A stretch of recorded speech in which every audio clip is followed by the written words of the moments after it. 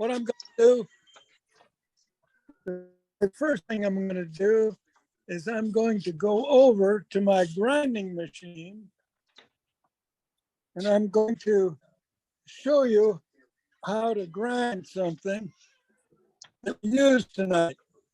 Is your picture frozen? Okay, let me flip my phone around here. If I can get it flipped around. Yeah, he's showing low bandwidth. Yeah, when he walked into the Okay, shop, it here we went go. down. Okay. All right, we got you, Mark. Me? Yeah, you're just Okay. freezing up every now and then. So what You're okay. we're gonna do is we're gonna on the grinder, we're gonna put this little platform and we're gonna tilt it up at a little bit of an angle so we get an undercut. Okay. So what we're gonna do, I'm just gonna take this flat, this is just a flat old parting tool or scraper or something. And so what we're gonna do is we're gonna just grind this off at an angle this way, right? Your We are video going is to take and we're going to make a, what? your video keeps freezing on Can us, you still Mark. see me? Yeah, we see it now, Well, though. We Go can see the ahead. tool now on. We can see the tool now on the grinder. Okay, so we're going to make a right angle grind. Can everybody see the right angle grind? Yeah. Yes. Okay, and then once we have this right angle grind, we're going to make that so that it, let me get the fuzz off of there. We're going to make it so that it's about maybe a quarter to 5/16 inch deep, ever how deep you want to have your recess.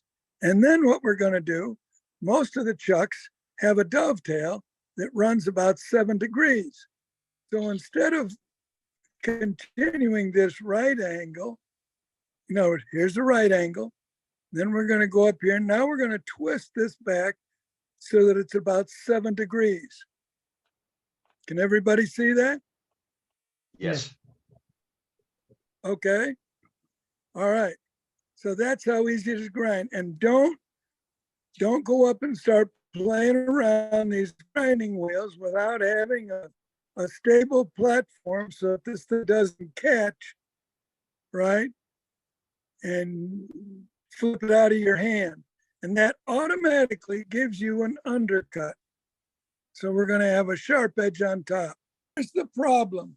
If you have your bowl blank mounted on a faceplate or on a woodworm screw, right, then this does not necessarily apply. Because if it's on a woodworm screw or on a faceplate, you don't have the tailstock up to support it. And if it's a large bowl and you do have the tailstock up here to support it, then what I'm going to do is going to apply. Okay. Everybody, right? I have seen a lot of people when they have it mounted between centers and they have to make a recess for a side grain bowl. What they do, they're trying to get up and the tailstock is in the way. And under it blocks the tool and they can't get under and make a recess, dovetail.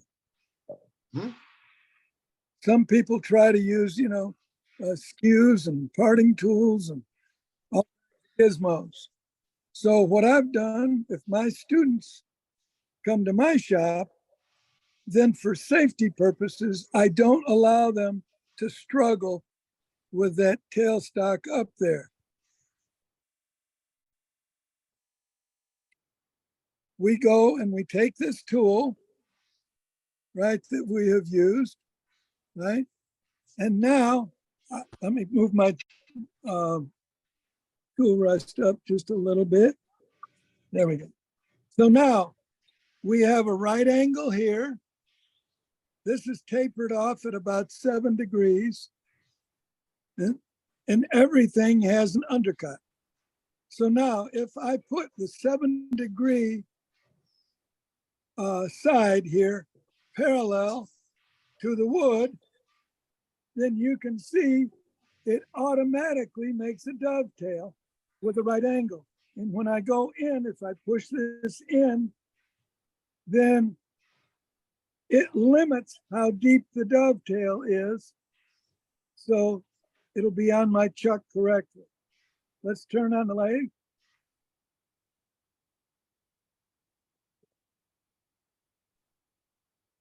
Okay, so what we're going to do, we're going to make this to the size of our jaw. So if I touch this surface right here and I push in,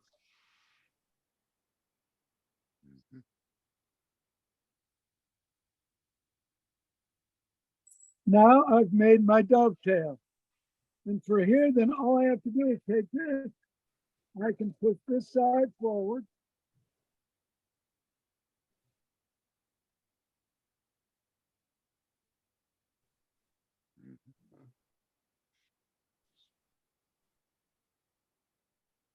So now I have a perfect dovetail that will fit my jaws. And it's very safe because I'm not over here messing around the tailstock. I've got total control. So, Works like a gem. so I know there's a lot of people that do things a lot of way, but why not have a tool in your drawer that does the job automatically? It's perfect every single time. That's nice, And you Mark. can Thanks. Yeah, and you can make them, if you make it out of a little bit thicker stock, that was a real thin one, right? You see, it's the same thing. We're going to parallel the 7 degrees. And if we push in, just do it real slow.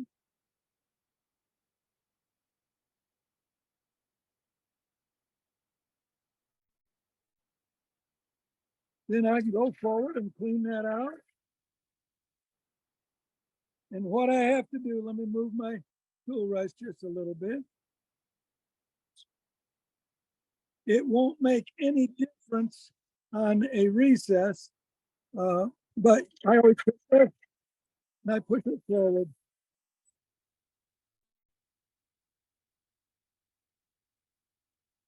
Then that cleans that out. And when I go to finish my bowl, let's say that I'm making a bowl here, and that this is the bottom. Let's say that this is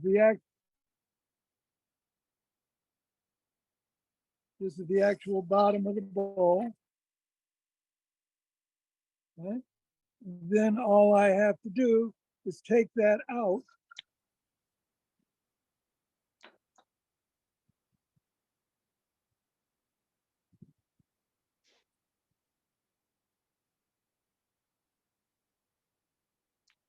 Right? Let me make this a little bit more prominent. That would be the bottom of my bowl.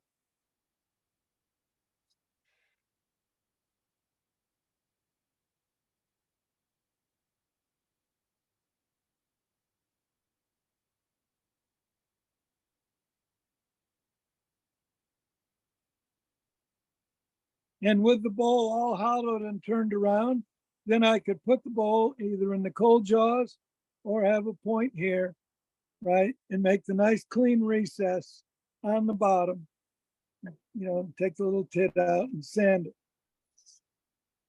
So Nice. for a safety factor, right, just make sure, right, that you create that little right angle, 7-degree drift, and the rest is irrelevant. Make sure that it's undercut so that the top edge is always a cutting edge. Any questions? Can we see the back of that tool? The bottom? There you go. Yeah. But it's just, see, it's been recessed here by having that little platform on your grinder. so the top edge is the only thing that's cutting. Yep. Sweet. Works as demonstrated. So remember, when you're Sweet. doing a side grain bowl, yeah, when you're doing a side grain bowl, right, the safest thing you can do is put a recess on it. If you're doing an end grain bowl, the safest thing you can do is put a tenon on it. How many people that are watching tonight have put a tenon, a small tenon, on a side grain bowl and put too much pressure on the outside and have that side, that tenon on a side grain bowl just slice, just chip right away? Not me. So try to always be safe, right? If you're doing side grain, put a recess. If you're doing end grain, put a tenon. And you'll, Mark, I've never had a recess ever break. right. Mark, can you hold the tool back in the view of the camera and explain the angles on it again? We have a question in chat about it. Okay. This is a right angle. This is canted off about 7 degrees because I use the one-way chucks and they have a 7-degree dovetail on the outside of the jaws.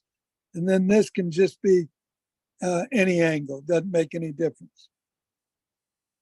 No, what's the question? Matt, does that answer your question? The bottom underneath the cutting edge is slightly undercut. Is that correct? That's correct. Everything. Oh, I see now. Okay. All right. Thank you. That way, only the top edge. And then if you have to go back to your grinder just to, touch up all you got to do, just touch up that, or you could hone it with a diamond hone. And the right angle is slightly like you said, it was like 7 degrees or something like that, or is it just a straight right angle? This is 7 degrees off. This is a right angle. And Oh, this gotcha. is Okay. off. So when you put this parallel to the wood, then the right angle is going in and making the dovetail. Gotcha. Okay. All right. Any other questions? No, I believe that's it. I know you guys know that I make all kinds of specialty tools because number one, I want safety. And number two, if I have to do one operation, then I pull out that tool that's designed to do that operation efficiently and safely. Great And it tool. takes all the guess. You can't be messing around this tailstock, like this and trying to get these tools up underneath and all that. Anyway,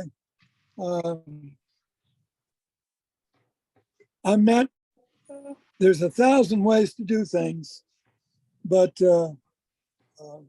I'm just showing you my way to do that so that it's safe, it's clean, it's exact. Every time you do it, everything's exact. It's not too deep, it's not too shallow. It's just right for my jaws. Yeah, a lot of my students, we just take these old tools and we turn them into specialty tools.